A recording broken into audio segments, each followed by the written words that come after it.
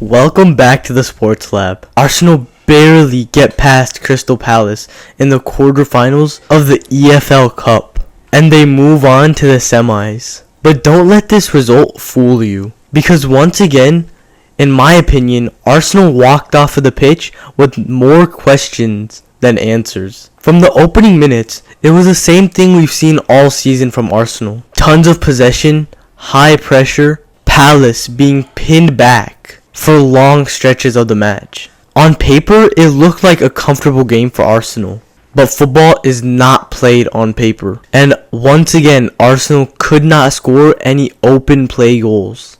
Their goal didn't come from a slick move or a nice finish from a striker. It came from pressure and another own goal. And that's been the theme for Arsenal in the last few games.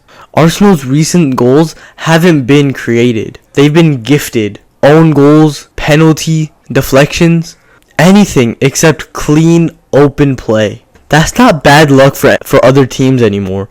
It's a trend for Arsenal. Arsenal are doing the hard part. They're getting into the final third. They're winning corners. They're forcing mistakes. But when it gets to that final action, that final pass, they can't finish. The confidence looks shaky. You can see the players hesitate, one extra touch, one extra pass, and by the time they shoot, their big chance is gone. Crystal Palace didn't make many chances, and that's what made this match for Arsenal much more concerning. Arsenal weren't chasing this game. They weren't under any real pressure. They had control, and still they couldn't break down Palace naturally. Then comes the penalties, and Arsenal wins after a save by Kepa. Relief, celebration, all great stuff for Arsenal. But here's the question that no one wants to ask.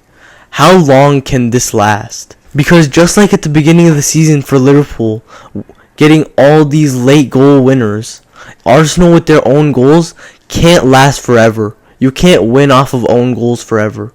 And you definitely shouldn't be relying on luck when the game gets tight.